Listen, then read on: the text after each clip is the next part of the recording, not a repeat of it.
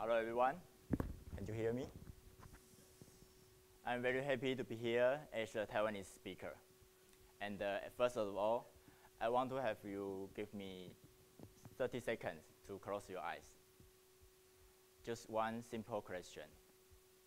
Is there anyone has ever dreamed of being in Africa? Please raise your hand. And if you have already been to Africa, please put your hands down. Okay, close your eyes. I think maybe this is the reason we're still here. My name is Yang, and my Chinese name is Yang Cheng-Yu. My friends call me Xiao Yang because my name is Yang. Yeah.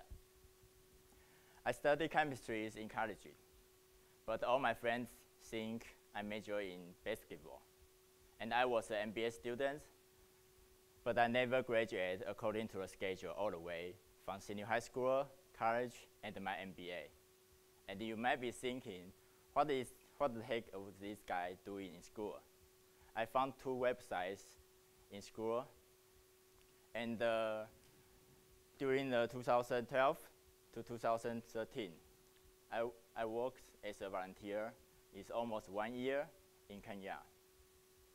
But to be honest, I'm not sure, and I don't understand why I'm here to talk to you guys.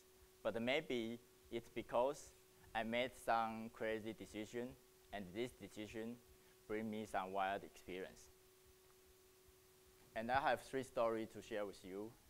And this story happened when I was in Africa. And this 3 stories is to motivate me and give me some bravery to do some tough decisions in my future. The first story is about my life in Africa. I was an international volunteer in East Africa, Kenya. My project is a special needs school. We have about 30 special needs children. They are not only mentally challenged, but also physically disabled. They cannot stand in, they cannot walk, and even they cannot sit like us. And this is what I saw when I go to school at the first day. The therapist and the teacher tied students up like this, and they cry for all day because of the pain and the scare. My volunteering test is I need to learn how to do the therapist to the students and to make sure they are safe in classroom. And in addition, we also need to feed them twice a day. In the afternoon, we need to change their diapers and clothes every day. But for children, every time you smile to them, they will smile back to you. After the first semester, I just decided to visit all the teachers, therapists, family, because I just want to know more about their daily life. And I also want to thank them personally for they teach me and taking care of me in school. But I just got a surprise. I visited the first therapist, Edward. He is the best mentor for me in school, and he showed me one letter from the school principal. The letter informed him he was fired without any reasonable explanation and prior notice. And Edward told me almost all the staff in school were fired. The principal fired almost all the staff because the people who work in our school personally know sheer corruption. And every staff she fired is the only people capable to help the children. For each and every children required specific treatment and handling. And time and the experience with children cannot simply be replaced. If any mistakes happen, it very likely costs a child's life. But this is nowhere near the principal's concern.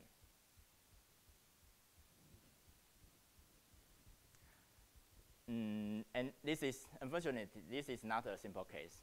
We have a lot of volunteers from all over the world, and we all have a different project. After 3 months, we volunteered in Africa. We've seen a lot of corruption, dishonest behavior, abuses, as well as some bad things from their government. I'm living with the Kenya family. I have a host mother and I have a host brother. I always discuss with them about my school, about Kenya government, and also about something happens to other volunteers. They always laugh and say, oh, this is what the NGO does. This is what the government does. But without trying to think about any solution and to just improve this bad situation for their country.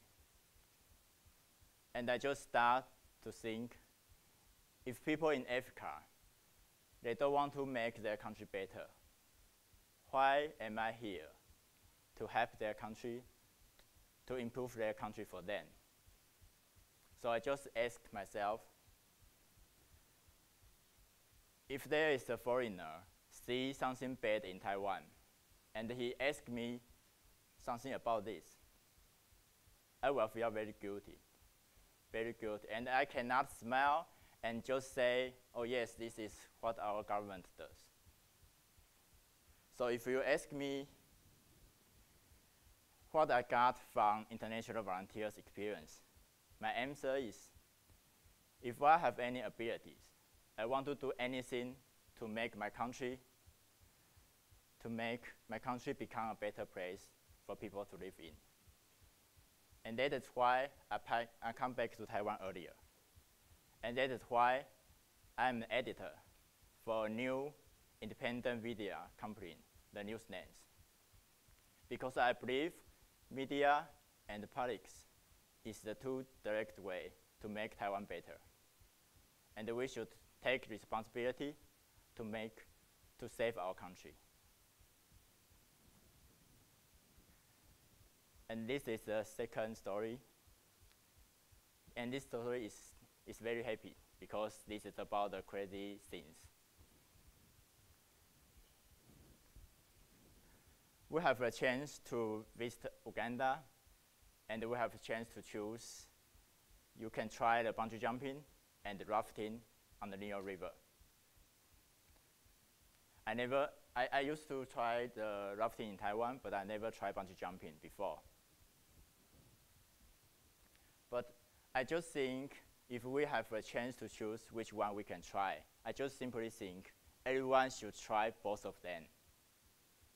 But after 50 of us finished the rafting, and I just realized one thing, only 3 people decide to continue bungee jumping. The first people is from Pakistan. He's a professional soldier in Congo. He just wants to be the first one, and after his preparation is done, he just took 3 seconds and said to us, see you later. And he just jumped down immediately. And the second person is the Taiwanese girl. After her preparation was done, he just stood there and hesitated for around 5 minutes. And he jumped down with screaming. Yeah. Okay, now it's my turn. After my preparation, I stood there and I didn't want to jump. I started to think about why I'm here. Would I die because this one? And I don't understand why I make this stupid decision. And why I need to do these crazy things. and I tried to figure out the purpose for me to jump down the cliff. And just try to come out more reason to convince myself to just jump down. But guess what? I stood there about 50 minutes. And the staff they finally asked me next times, do you want to jump or not? And I just forced myself to not think anymore. And next second, I just jumped down. But I think maybe this is my punishment, because I took too many times. But then, jump into the Nile River definitely wake me up, because I don't understand why I always thinking too much. Isn't it just a simple decision? Jump and fall was never very hard. I just realized one thing in these 15 minutes. If we cut our life into two halves, the first half is don't hesitate, and the second half is don't regret. But I don't know how to separate those two parts. But I do know if we want to do something we just do it and don't hesitate. The third story is about climbing a mountain. Does anyone know this mountain?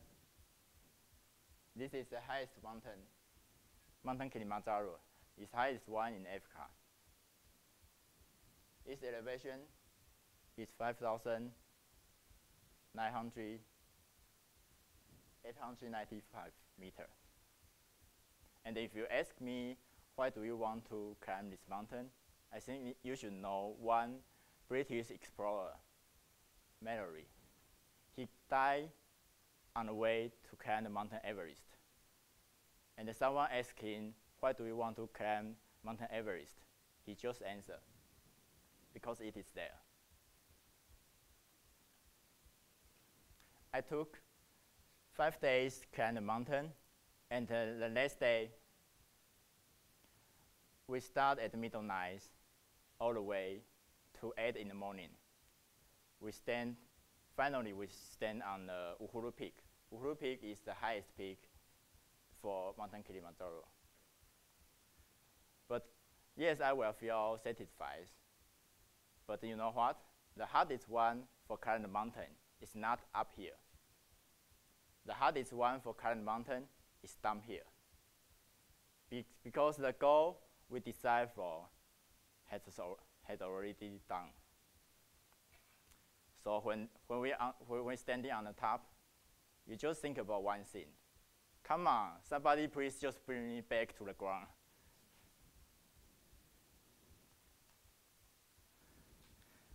This is on the Uhuru Peak.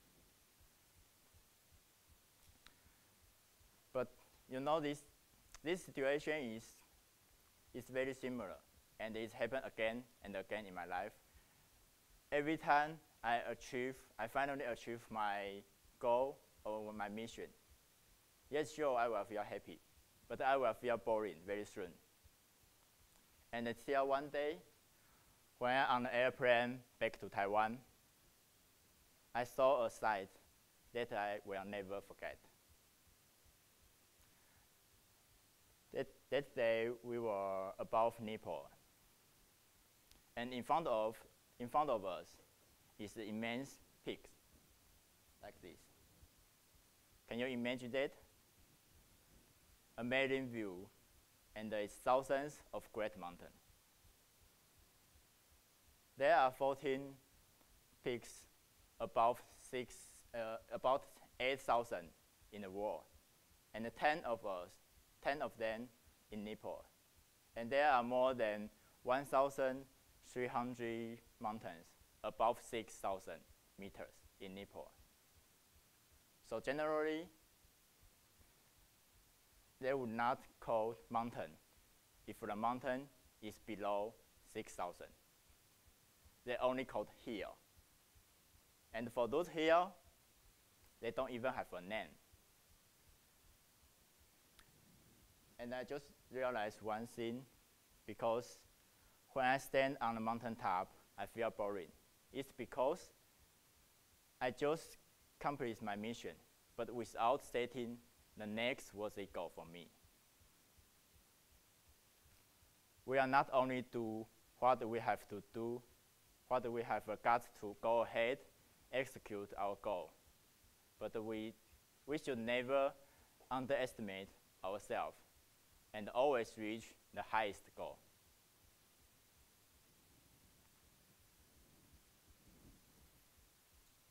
This story is what I want to share with you. And then you know what?